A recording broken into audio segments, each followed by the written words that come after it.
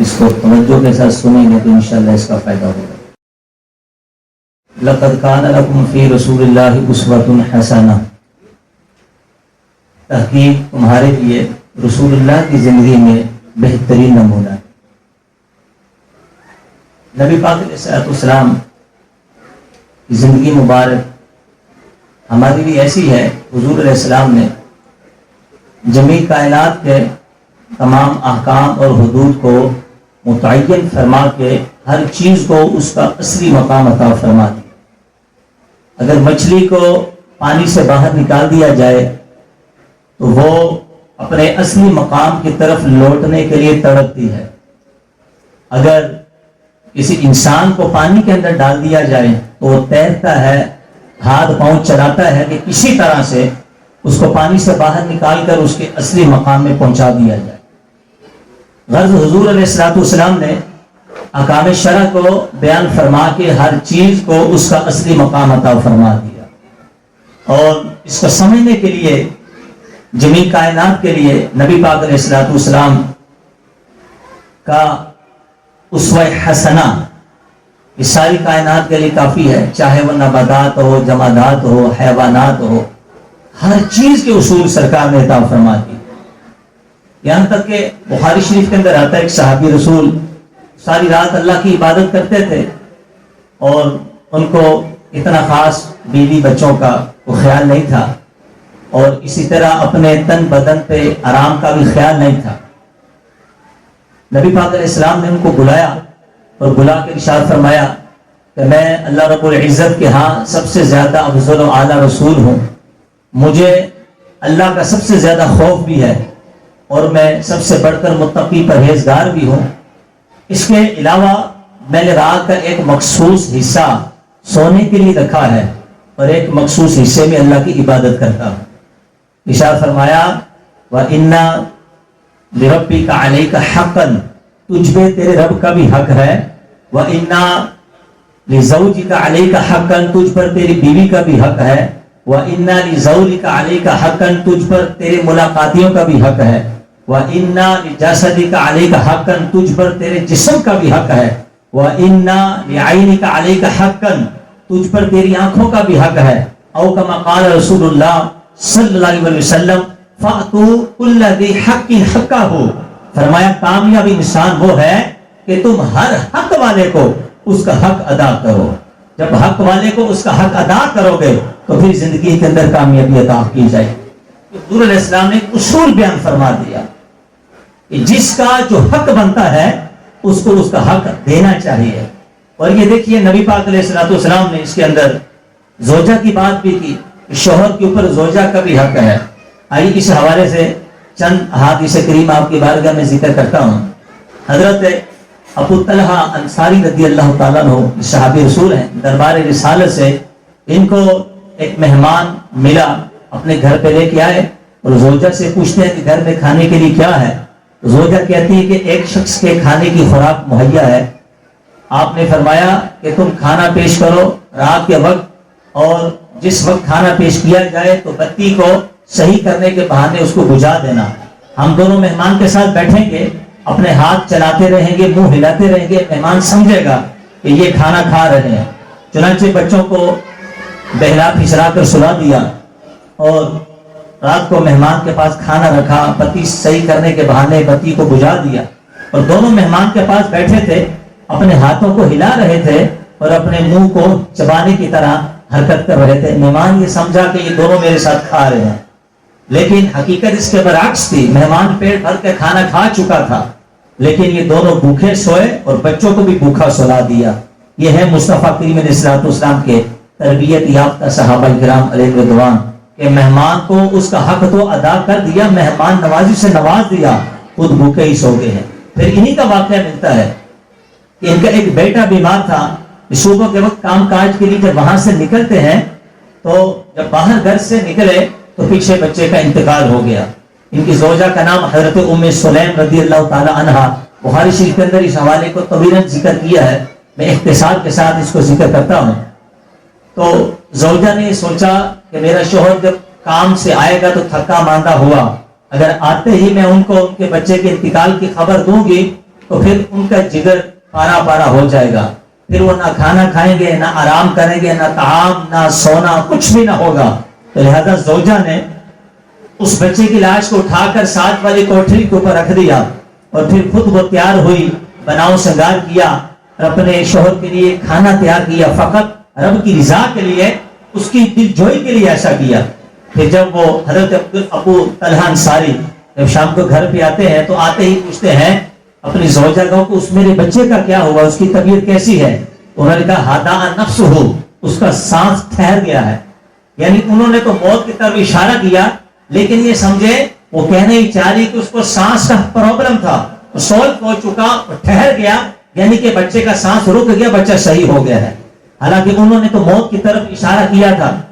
پھر بلا آخر کھانا کھایا، حقوق زوجہ کو ادا کیا، اور ادائیگی کے بعد جب وہ سونے لگے تو پھر زوجہ اٹھی اور کہا کہ میں آپ سے ایک سوال کرنا چاہتی ہوں۔ سوال یہ ہے کہ اگر کسی شخص کی ہمارے پاس امانت ہو، صبح یا شام کو اگر وہ اپنی امانت مانگے تو ہمیں اس کی امانت دینی چاہیے یا نہیں؟ تو آپ نے فرمایا بالکل، جیسے ہی وہ امانت مانگے اس کی امانت اس کے حوالے کر دینی چاہیے۔ تو انہوں نے کہا تو پھر یہی سوچئے کہ ہمارا بچہ بھی اللہ کی امانت تھا، اللہ اپنی امانت کو ہم سے لے گیا۔ وہ لیٹے تو اٹھ کے بیٹھ گئے۔ حضرت ابو طلحہ انصاری آپ فرماتے ہیں آپ کا کیا مطلب ہے؟ کیا میرے بچے کا انتقال ہو گیا؟ کہا جی ان کا انتقال ہو گیا۔ کہاں ہے وہ فلاں کوٹری کے اندر ہے۔ آپ نے رونا شروع کر دیا۔ کہا کہ میرے بچے کی لاش ساتھ والے گھر میں ہے، اور میں یہاں بیٹھ کر کھانا کھا چکا، حقوق زوجہ کو ادا کر چکا، اور میں تو سونے کے لیے تیار تھا، لیکن میرے بچے کی لاش وہاں پڑی ہے، اور تم نے مجھے تو یہ کہا تھا کہ اس کا سانس ٹھہر گیا ہے، تمہارا یہ کیا مطلب تھا؟ تو زوجہ نے کہا کہ میں نے تو یہی کہا تھا کہ آپ سمجھ جائیں گے، لیکن آپ اس سے سمجھے نہیں کہ سانس ٹھہر جانے کا مطلب یہ ہے کہ سانس رک گئی ہے اور بچہ اللہ کو پیارا ہو گیا ہے۔ اور پھر کہتی ہیں ساری چیز میں نے رب کی رضا کے لیے اور آپ کی دل جوئی کے لیے کی ہے۔ بلا کر فجر کا وقت ہوا، آپ جب مسجد نبی شریف کے اندر نماز پڑھنے کے لیے جب روانہ ہوئے، وہ آ رہے تھے، نبی پاک علیہ السلام نے دور سے دیکھا اور دیکھ کر مسکرانا شروع ہو گئے اور فرمایا اے ابو طلحہ انصاری، رات کو جو تم میاں بیوی دونوں نے آپس میں کیا، جو بیوی نے تمہارے دل جوئی کے لیے جو اہتمام کیا، جو قربانی دی، اللہ کو یہ تمہاری ادا بہت پسند آ گئی ہے۔ اللہ نے تم دونوں سے راضی ہو کر تمہیں نئے بچے کے نعم البدل کی خوشخبری عطا فرما دی ہے۔ یہ ہے حقوق زوجین، اور یہ ہے ایک زوجہ کا شوہر کے ساتھ پیار، محبت، ان کا خیال۔ اللہ اکبر۔ یہ صحابی رسول رضی اللہ تعالی عنہ نبی پاک علیہ السلام کے تربیت یافتہ صاحب ہیں، کیونکہ ہر چیز کو اس کا اصلی مقام سرکار نے عطا فرمایا، اور زوجہ کو بھی بتا دیا کہ شوہر کے حقوق کیا ہوتے ہیں، اور شوہر کو بتا دیا کہ زوجہ کے حقوق کیا ہوتے ہیں۔ اس کائنات کے اندر شادی نبی پاک علیہ السلام کی سنت، انبیاء کرام علیہ السلام کی سنت ہے، جو آج یہ میٹھی سنت زندہ ہوگی، اسی کے حوالے سے مختصر کر کے آج کی میں سپیچ آپ کے بارگاہ میں پیش کرنا چاہ رہا ہوں۔ اس کائنات کے اندر شادیاں تو ہوئی، لیکن سیدۃ النساء، سید عالمین، نبی پاک علیہ السلام کی جگر کا ٹکڑا حضرت فاطمہ الزہرا رضی اللہ تعالی عنہا کی شادی کس انداز سے ہوئی، آئیے اس کو حدیث کی روشنی میں آپ کے سامنے میں ذکر کرتا ہوں۔ اسی سے حقوق زوجین کا ذکر بھی نکلتا ہے۔ معارج نبوہ کے اندر، مدارج نبوہ کے اندر اور نزہۃ المجالس کے اندر، دیگر کتابوں کے اندر یہ تفصیل کے ساتھ واقعہ موجود ہے۔ شیخین نے بھی اس کو ذکر کیا۔ نبی پاک علیہ السلام جب مدینہ میں ہجرت فرما کیا ہے تو 2 سن ہجری کا واقعہ، حضور علیہ السلام کے صحابی سیدنا صدیق اکبر، عمر بن خطاب رضی اللہ تعالی عنہ، یہ دونوں حضور مولا علی شیر خدا کے پاس آئے اور ان کو آ کے ترغیب دی کہ آپ دربار رسالت میں جا کر سرکار سے فاطمہ کا رشتہ مانگیے۔ کہ کچھ تأمل کے بعد یہ سرکار کی بارگاہ میں حاضر ہوئے اور شرم و حیا کی وجہ سے سر جھکا کے بیٹھ گئے اور حضور سے لب کشائی کرنے کی ہمت نہ کر سکے۔ سرکار تو غیب کی خبر جانتے تھے۔ حضور علیہ السلام نے فرمایا علی خاموش بیٹھے ہو، کیا بات ہے، کوئی بات کہنی ہے؟ تو پھر بالکل شرم سے سر جھکا ہوا تھا اور بولنے کی ہمت نہ رکھ رہے تھے، کوئی جسارت نہیں تھی۔ حضور نے خود ہی فرمایا کہ میری بیٹی فاطمہ کا رشتہ مانگنے آئے ہو؟ تو پھر زبان سے جواب نہ دیا، سر کو ہلایا اور ہاں کا اشارہ کیا۔ حضور نے فرمایا تو پھر نکاح کے سلسلے میں شادی کے سلسلے میں جو اخراجات ہوں گے تمہارے پاس کیا ہے؟ عرض کی آقا ایک گھوڑا ہے اور ایک زرہ ہے. حضور نے فرمایا کہ گھوڑا رکھو یہ جنگوں میں کامیابی دے گا, اور یہ زرہ ہے زرہ کو بیچو, اس سے مہر اور شادی کا خرچہ نکالو. اب یہ جاتے ہیں تو رستے میں ان کو سیدنا عثمان غنی ذوالنورین رضی اللہ تعالیٰ عنہ مل جاتی ہے, ان سے ملاقات ہوتی ہے. حضرت عثمان غنی کو کہتے ہیں کہ علی کہاں جا رہے ہیں؟ حضور مولا علی شیر خدا فرماتے ہیں مجھے سرکار نے فرمایا ہے کہ اپنی زرہ بیچو اور مہر اور شادی کے لیے اخراجات کو جمع کرو. آپ نے فرمایا یہ زرہ مجھے دے دو. 480 درہم کے اندر زرہ کو خریدا. جب بیعت تام ہو گئی ایجاب و قبول ہو گیا, سیدنا عثمان غنی رضی اللہ تعالیٰ عنہ نے پھر وہی زرہ حضور مولا علی شیر خدا کو واپس لٹا دی. پہلے تو پیسے دے دیے, چیز لے کر زرہ بھی واپس لٹا دی اور کہا کہ علی میں یہ زرہ تمہیں تحفے میں دیتا ہوں, مہر اور شادی کی خوشی میں اس کو رکھ لو, اور یہ زرہ تیرے جیسے نوجوان کے اوپر زیادہ اچھی لگتی ہے. اب مورخین نے اس کو لکھا, علماء نے لکھا, محدثین اس واقعے کو ذکر کیا. بعض نے کتابوں میں یہاں لکھا کہ جب حضور مولا علی شیر خدا بخوشی خوشی زرہ اور پیسے لے کر دربار رسالت میں حاضر ہوئے, اس سے پہلے کہ حضرت علی بتا دے, حضور علیہ السلام نے خود ہی بیعت کی خبر دیتے ہوئے فرمایا علی بتا کیا عثمان سے ملاقات ہو گئی تھی؟ عثمان مل گیا تھا. تو یہ دیکھیے اس سے پتہ چلا کہ صحابہ اور اہل بیت کا آپس میں محبت, اتفاق اور پیار کیسا ہے. حضرت عثمان غنی رضی اللہ تعالیٰ عنہ نے حضور مولا علی شیر خدا کی شادی کے اکثر اخراجات خود برداشت کیے, اور اس نکاح کا شادی کا مشورہ دینے والے صدیق اکبر فاروق اعظم رضی اللہ تعالیٰ عنہ ہے. پھر یہ شادی شان سے ہوتی ہے کہ نبی پاک علیہ الصلوۃ والسلام اکابرین صحابہ کو بلاتے ہیں. صدیق اکبر موجود ہے, فاروق اعظم موجود ہے, عثمان غنی ذوالنورین موجود ہے, حضرت سلمان فارسی, ابو ذر غفاری, عبداللہ بن عباس, ابو سعید خدری وغیرہ وغیرہ اجلہ اکابرین صحابہ وہاں پہ موجود ہیں. اور بلال حبشی کو سرکار بازار میں بیچتے ہیں, وہ خوشبو اور خرمے وہاں سے لے کے آتے ہیں. پھر آئیے حدیث پاک اندر کیا ہوتا ہے, یہاں فرش پہ شادی رچی ہے اور وہاں عرش پہ شادی کی دھوم مچی ہے. حضرت انس بن مالک اس حدیث کے راوی ہیں, کہتے ہیں کہ قال رسول اللہ صلی اللہ علیہ وسلم لعلی هذا جبرائیل یخبرنی ان اللہ عز وجل زوجک فاطمہ واشہد علی تزویجک 40,000 ملک. اے علی یہ جو کھڑے ہیں سامنے یہ جبریل علیہ السلام آئے ہیں اور یہ مجھے آگے خبر دے رہے ہیں اللہ رب العزت نے تیرا نکاح فاطمہ کے ساتھ آسمانوں پہ کیا, اور تیرے نکاح کے گواہوں کے لیے اللہ نے 40,000 فرشتوں کا انتخاب فرمایا ہو. یعنی یہ کیسا نکاح تھا کہ فرش پر بھی دھوم مچی ہے اور عرش پر بھی دھوم مچی ہوئی ہے. نبی پاک علیہ السلام نے خود خطبہ پڑھایا, اجابہ قبول کیا. سبحان اللہ, فرشتے حالت قیام میں ہیں اور صحابہ حالت سلام میں ہیں. ہر طرف سے مرحبا کی صدائیں آ رہی ہیں. مسجد نبی شریف کا ماحول ہے, اور دو نوری پیکر حضرت علی فاطمہ الزہرا ان کے اجتماع سے مجمع البحرین کی صورت میں خالق کائنات والوں کو 2 موتی لؤلؤ و مرجان عطا کرنے والا تھا. اس کے راوی بھی انس بن مالک عبداللہ بن عباس ہے. یہ جو آیت ہے یخرج منہما اللؤلؤ والمرجان, فرمایا وہ جو نکاح کے وقت جو بحر وہاں جمع ہوئے تھے, ایک کو بحر علی اور دوسرے کو بحر فاطمہ کہتے ہیں. ان کے ملنے سے, ان کے اجتماع سے جو 2 موتی نکلے, ایک لؤلؤ ایک مرجان تھا. لؤلؤ موتا امام حسن مصطفیٰ کی ذات تھی اور مرجان موتی امام حسین کی ذات تھی. فرمایا کہ یہ 2 امت کو اللہ پاک نے عطا فرمانے تھے. سبحان اللہ. نبی پاک علیہ السلام نے صحابہ کی موجودگی کے اندر اس نکاح کو کیا.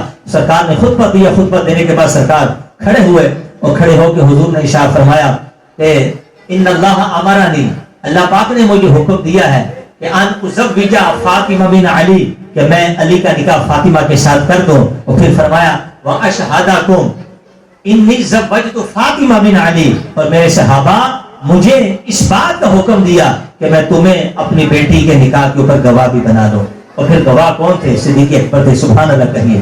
حضرت فاروق اعظم تھے, عثمان غنی تھے, سلمان فارسی تھے, ابو سعید خدری تھے وغیرہ وغیرہ. یہ صحابہ گواہ تھے. تو لہذا مولا علی اور فاطمہ الزہرا کی عقیدت کو ماننے والوں, محبت کرنے والوں, ان کے گواہوں کے ایمان کے بارے میں ہرگز بھی شک نہ کرنا, کیونکہ یہ گواہ نبی پاک علیہ الصلوۃ والسلام نے بٹھائے اور ان کی موجودگی میں نکاح کیا. آج اگر ان کی عدالت میں شک ہوگا, اگر ایمانیات کے بارے میں نزیبہ باتیں کر کے لوگ جرا کریں گے, ان کے ذکر کے اندر تو عروج اور بلندی ہوتی جا رہی ہے, لیکن ان کے بارے میں نزیبہ باتیں کرنے والے کا اپنا ایمان شک میں پڑے گا, برباد بھی ہوگا اور پھر مجروح بھی ہو جائے گا. یہ وہ صحابہ کرام علیہ رضوان ہیں, نبی پاک علیہ السلام کی آنکھوں کی ٹھنڈک ہے, یہ خدا کی قسم شیخ ہے. اور پھر نبی پاک علیہ السلام نے خطبہ ارشاد فرمایا, تو خطبہ ارشاد فرما کے پھر جب فاطمہ زہرا رضی اللہ تعالیٰ عنہ کی جب رخصتی ہو رہی ہے, نبی پاک علیہ السلام نے سورہ فلق اور سورہ ناس پڑھ کے ان کے اوپر پانی پہ دم کر کے وہ پانی کے چہروں پہ ڈالا, اور پھر ید اللہ کے ہاتھ اٹھا کے دعا کی, بارک اللہ علیکما, اللہ تم دونوں کو برکت دے, وَأَخْرَجَ مِنْكُمَا وَلَدًا كَثِيرًا طَيِّبًا, اللہ تم سے نیک پاکیزہ کثیر اولاد عطا فرمائے تم دونوں کو. اور پھر نبی پاک علیہ السلام نے ہاتھ اٹھا کے دعا کی, اللہم انہما منی وانا منہما, اے اللہ یہ دونوں مجھ مصطفیٰ سے ہیں اور میں ان دونوں سے ہوں. اے اللہ جس طرح تو نے مجھ سے ہر طرح کی ناپاکی دور کر دی ہے, اسی طرح ان دونوں سے ہر طرح کی ناپاکی کو دور کر دے. اور پھر کیا جہیز دیا تھا. آج ہمارے ہاں تو جہیز کی وجہ سے غریب تو بیچارہ شادی ہی نہیں کر پاتا. اگر یہ نکاح غیر شرعی معاملات سے پاک ہو جائے, خدا کی قسم یہ وہ چیز ہے کہ قرآن کے اندر نکاح کو اللہ نے اپنی نشانی فرمایا.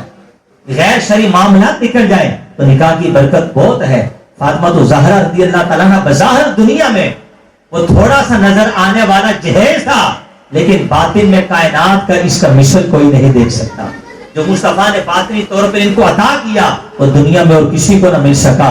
یہ ایک سادہ سا بستر, اوڑھنے والی سادی سی چادر, اللہ اکبر, ایک مشکیزہ اور آٹا پیسنے والی کی چکی عطا فرمائی, ایک لباس عطا فرمایا, ایک چارپائی عطا فرمائی, ایک لکڑی کا گلاس عطا فرمایا.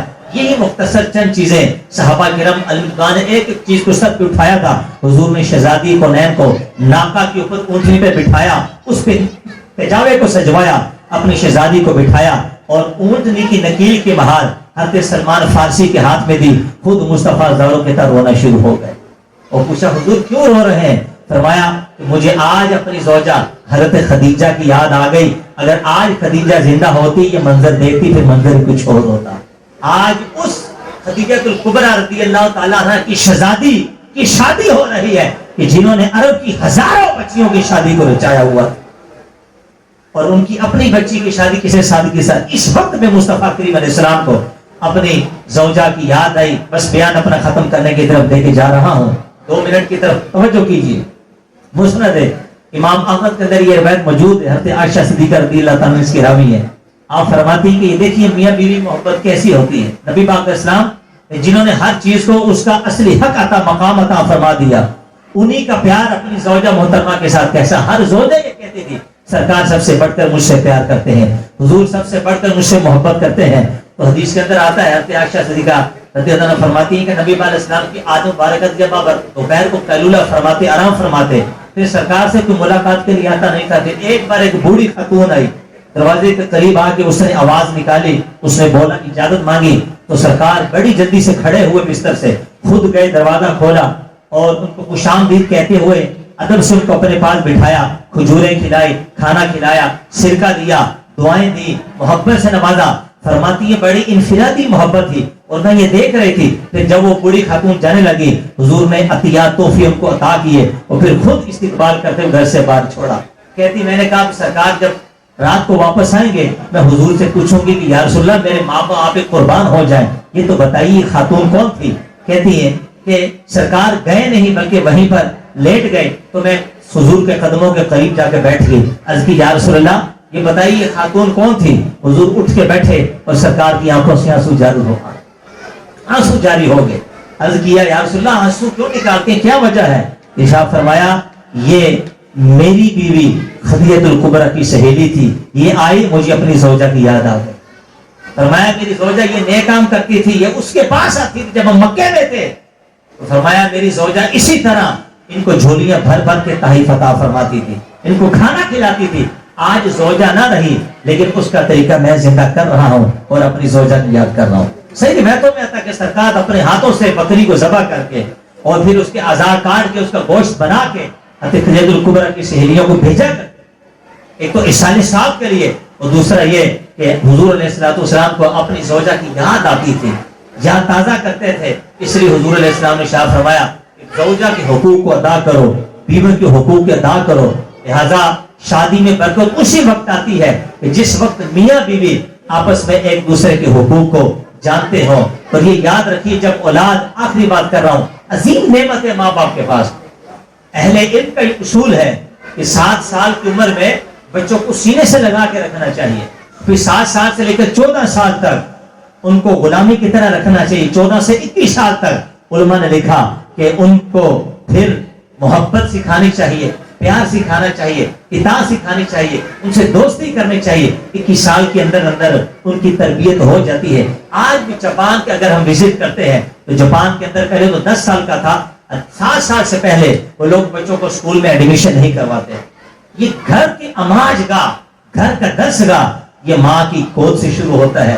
پہلی ٹیچر گھر کا جو اسکول ہے ماں کا ہے۔